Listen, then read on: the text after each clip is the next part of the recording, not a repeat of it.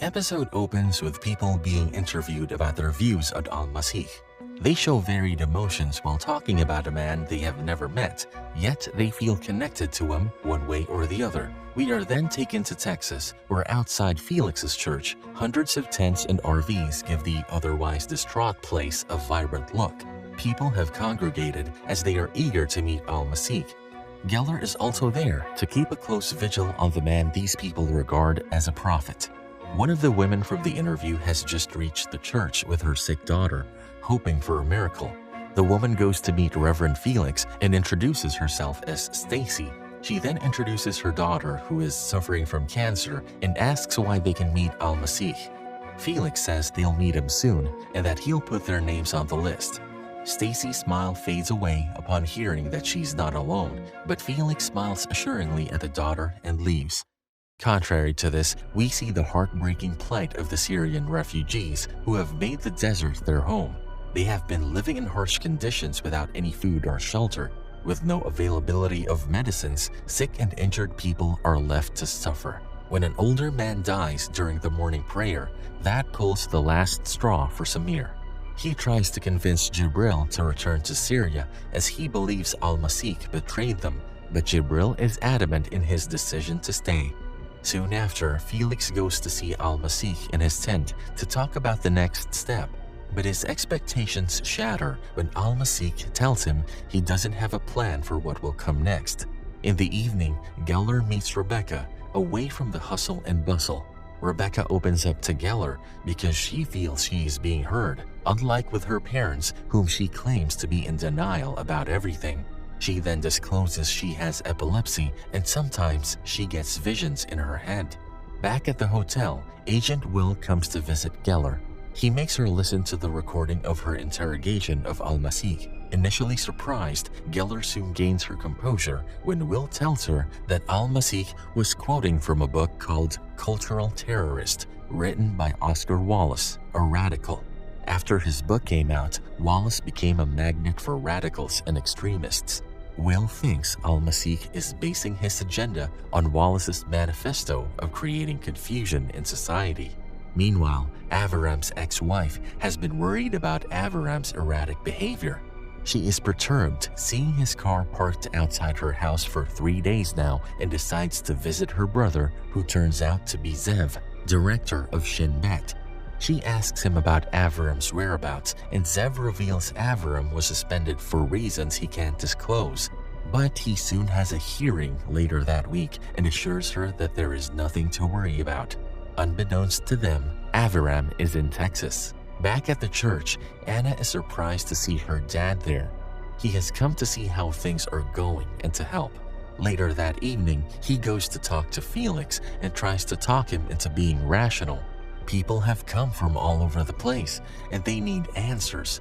He euphemistically says that he wouldn't want to be the person letting these people down. The Syrian refugees are becoming impatient at the border, and their trust in Al-Masih is weakening, which causes them to go back to Jordan for refuge. Avaram has reached the town where Felix is addressing people near his church. He approaches Al-Masih's tent and points his gun at him when he comes out. Avaram stares into Al-Masih's eyes and, sensing no fear even as death stares him in the eye, Avaram lowers his gun, unable to bring himself to pull the trigger, rendering Al-Masih to walk away. Someone tells the group gathered that Al-Masih is out of his tent, and everybody follows him. In the rubble, a son and a father finally find their dog, but the dog is badly wounded and stuck under debris. The father prepares the son to say goodbye to his beloved dog as it is suffering, but before he could do so, Al-Masih arrives there, takes the gun from the man, and shoots the dog, ending his suffering. Geller, who has been keeping a vigil on Al-Masih's tent, sees Avaram pointing his gun at Al-Masih on the video and rushes to the scene. Upon hearing the gunshot, Geller thinks Avaram has done the unthinkable, but when she reaches there, she sees Al-Masih walking away and asks Avaram what happened. She reminds him that Shin Bet doesn't have jurisdiction in the USA, to which Avaram retorts that neither does the CIA. They are both vexed by how Al-Masih got under their skins. That night, Rebecca stands on the edge of the bridge, contemplating jumping. Soon Al-Masih joins her and stands behind her on the ledge. They start talking and he reveals he has come for her. In the wee hours of the morning, most of the Syrian refugees head back to Jordan. Samir has decided to join them, but Jibril chooses to stay at the border. The scene takes us to Damascus, where Jibril is back at his house and his mother is alive. She has woken up from under the rubble and is calling out to Jibril. Suddenly, Jibril opens his eyes and finds Al-Masih in front of him, handing him the prayer mat containing a weapon. Jibril soon gains consciousness and realizes this was all a dream. Back in Texas, the authorities have taken charge of the grounds near the church and are pleading with the people to go back home for their own safety. The public is now divided into believers of Al-Masih and the people who became non-believers after he fired a gun. In her motel room, Geller and Will are discussing the recent events when Geller gets a call from Kamar. Kamar has found some interesting news and tells Geller that one Adar Golshiri from Tehran claims to be Al-Masih's brother, and Al-Masih's real name is Payam Golshiri. He then sends Geller a picture of Al-Masih from the Tehran University yearbook and tells her he'll be meeting Adar soon. The next day, Felix has decided to leave Texas after Al-Masih entrusts him to decide the future course of action. Anna is not so thrilled about Felix making an impromptu decision, and she is also irked because Rebecca has chosen to go with her dad. When Anna tries to stop her, Rebecca confesses that the morning of the tornado, she was running away from their home as she hated living there.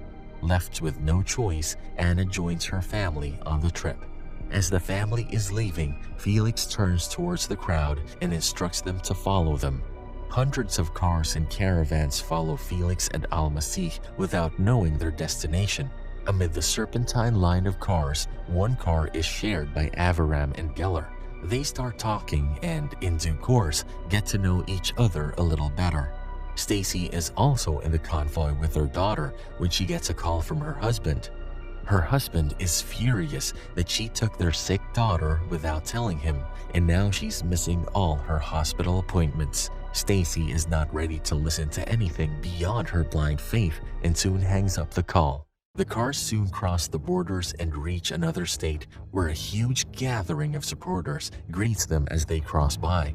The fleet stops for the night and Geller books a motel for herself. While sitting in her room alone, she contemplates what her life has come to. She tosses her medical kit in the bin, letting go of her dream to become a mother to her late husband's child after 4 miscarriages. During their journey, Rebecca keeps taking Al-Masih's pictures and posts them on her Instagram. This time, she takes his picture standing near the mile board and asks a cryptic question to her followers. Soon, the picture goes viral, and people believe they are going to Washington, D.C. Felix, who had not decided where to go next, takes it as a sign and directs the convoy to Washington, D.C. Geller has grown to trust Aviram enough to disclose that they've got Al-Masih's real name. Upon searching deeper, she is baffled to find that Al-Masih has been to D.C. before, as he did a semester at Williams College in Political Science under the lectureship of Oscar Wallace. Geller is concerned if Al-Masih is associated with Wallace, now an international terrorist. He might have an ulterior motive. As the people reach the capital, they find the local police have barricaded the roads, but that isn't going to stop them. Al-Masih gets down from the truck and the people follow him, leaving their cars behind. They all make their way to the Lincoln Memorial. Al-Masih then turns towards the crowd and addresses them on liberty and justice. He tells them they are chosen, and now it is for them to choose on which side they stand. He then turns back and starts walking on the reflecting pool, making everybody gasp in astonishment. At the same time, we see Jibril being helped by Al-Masih to get up on his feet. Once he's up, Jibril takes wobbly steps as he removes his clothes and walks towards the fence. A soldier points his gun at Jibril, but Jibril looks at him with compassion, making the soldier lower his weapon and let Jibril pass the fence, with the rest of the Syrian refugees following behind. The episode opens with many speculations of the incident at Lincoln Memorial being a hoax.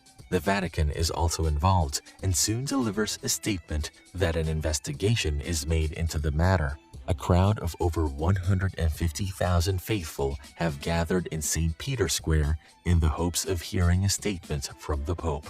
The roads in the DC are blocked as the people keep descending on the nation's capital. This has also led to a rise in riots and a messianic revival watershed movement as Al-Masih has become the catalyst in the cause for Palestinian independence. Meanwhile, the Syrian refugees who had left the camps at the border arrive in Jordan, where they are sheltered by a teacher named Zaid. Geller gets a call from Kamar, who is concerned that Jibril has sparked another wave by his act. He asks her to come back to Israel, but Geller refuses, saying she has something important to take care of. She then visits the White House to meet Cameron, the chief of staff, and shares her findings with him and her boss. Geller tells them that even though Wallace has been hiding outside of Moscow, the online posts continue to incite his followers to carry out acts of social disruption. Cameron, however, is not convinced, as everything Geller says is based on speculation without any concrete proof. Back at their hotel, Rebecca is happy with her growing popularity, but not everyone shares the same opinion. She gets vexed after reading some hateful comments. Meanwhile, at the university, Keon arrives at his history class but gets irked by the discussion of recent happenings and soon leaves the class. Students have found a reason to refrain from attending classes and indulging in various activities on campus. Perturbed by all their years of studies going to waste like this, Keon returns to his dorm room and stares at the Holy Quran. The following day, Felix has arranged for a prayer meeting with many media people and religious officials. Determined to meet Al-Masih, Stacy manages to sneak inside the venue with her daughter. She goes around the corridors to find Al-Masih's room, and when the security confronts her, she is not willing to take no for an answer. Al-Masih opens his door and agrees to see her daughter and asks Stacy to wait outside. Al-Masih's every move is under vigilance as Will has installed cameras in his room to find evidence to discredit him. That night, Geller decides to take a break and goes to the bar, where she spots Aviram. They lightheartedly discuss what they believe, and Geller tells him about his mentor, who was killed in the turkey blast last year, revealing Keon's uncle was Geller's mentor. This is why she goes to the cafe every now and then to check on Keon. Back at the hotel, a woman visits Al-Masih pretending to be sick. She turns out to be a prostitute sent to discredit Al-Masih. Instead, he helps her overcome her shame and the burden she has been carrying. Seeing this, Will finds his eyes well up as he believes he just witnessed a miracle. As the woman leaves the room, Rebecca sees this and swiftly walks out of the hotel. Al-Masih follows her to the bridge, and as they start talking, Rebecca shares how she feels everything is coming to an end. Al-Masih acknowledges her feelings as real and asks her to let go of the guilt she's carrying. Meanwhile, in Iran, Kamar is interviewing Adar about his brother Al-Masih. Adar tells him that his brother liked to tell stories and trick people. Their parents passed away while fleeing Iraq when they were kids, and soon after, they were taken in by their uncle, who was a trickster. He raised them in Tehran and taught them everything he knew, from English to the art of illusion. The episode ends when in the evening, Al-Masih returns to his room, but gets ambushed by a person who puts a black bag over his face. Can I face this? Can I make it? I feel faithless, wish I could replace this. I need changes, I wanna be the greatest. So I will chase it, I will be courageous. Waking up, every day's tough. I'm just hoping I can make it through the same